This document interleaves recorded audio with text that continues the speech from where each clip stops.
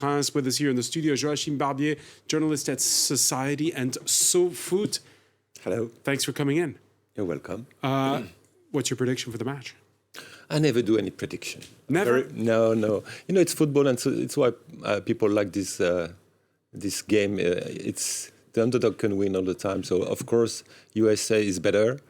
Of course, France is playing at home, but hasn't shown all its potential so far. And you know, everybody's frustrating. I think they heard the critics, so they're probably gonna try to show that they have more creativity than what we've seen before. Joachim, you've come here to speak with us a number of times. This is the first time you and I have talked about women's football. Yeah.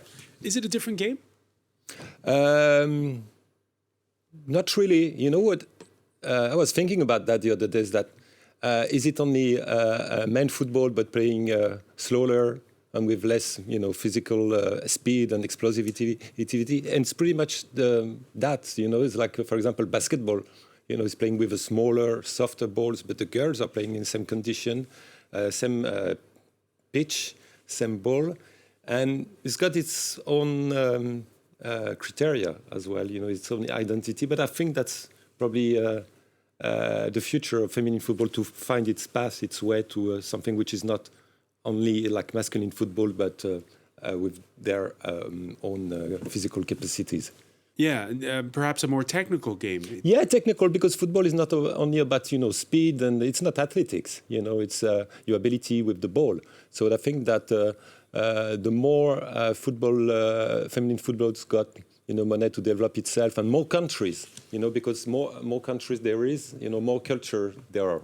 So I think that, you know, this World Cup is interesting because it's probably going to be, there's so much focus, mediatized everywhere. I think that some countries are going to emerging with their own culture of football. When you heard Kedevan talk about how much the scalpers were asking for tickets on the black market, Unbelievable. What are your thoughts? I mean, we've had sellouts at the Parc des Princes. We've had sellouts in quite a few stadiums. Yeah, quite a few, and I think it has to do with the numbers of American fans here in France during this World Cup. They're most numbered, and I think that people are trying to make money out of it. And of course, your reporter said it is the game everybody wanted to have. You know, want it to happen, and the game everybody wants to watch. But it's got nothing to do even with, you know, semi-final of the World Cup. People wouldn't pay that much, you know.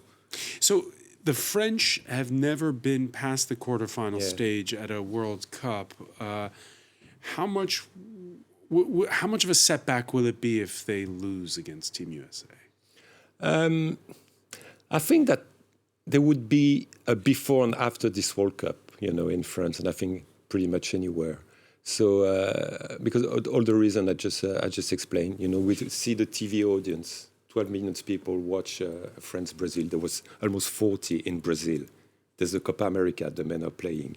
So if, for example, they lose, but they show what we said, they gave everything, and the USA is better because the USA is a better team. It's the best team for ages.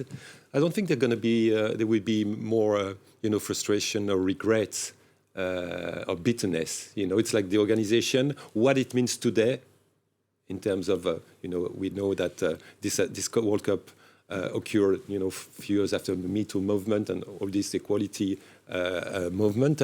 So I think that, you know, beyond football, it's going to be nothing's going to be the same again. Nothing's going to be the same again. We saw at the outset how in the United States the reason they have such a great team is because for years there's been equality, especially at the university level.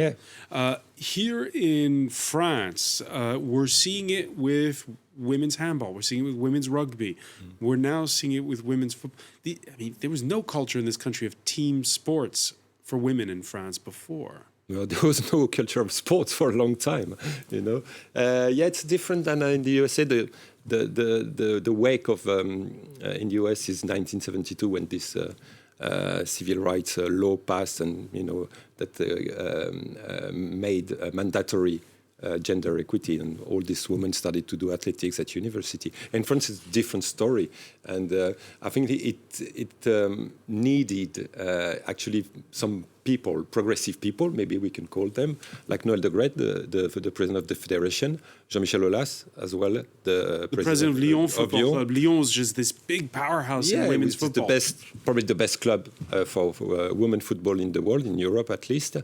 Don't forget Loulou Nicolin, the president of Montpellier, who had this kind of macho image, but at the same time was the first one to invest or to give money to a feminine team. And now I see, my son is playing at the Red Star, a club north of Paris. So all these girls are coming, and everything is over. So all the critics or all the stupid things that you could hear, it's not for women, or all these things are done. So I think that if federations and professional clubs as well, big clubs, have to invest in women football. I just read that the Real Madrid are going to start at least one woman section, but the money are going to come in, and there's going to be a virtuous circle, and it's this World Cup is for me is a cape, and then from now it's not scratch zero, but it's going to explode. It's going to explode. Any prediction?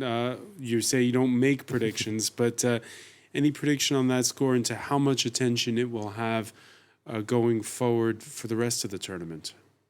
It depends on if France is still there, because it makes a big change. But I think that probably it's like the semi-finals, all the stadium is going to be full because everything has been sold out. So I think that it's on the way, and there's no reason that to set back now. All right, the game everyone wanted to see is France versus USA. Yeah, Joachim Barbier of So Foot and Society. Thank you for joining us.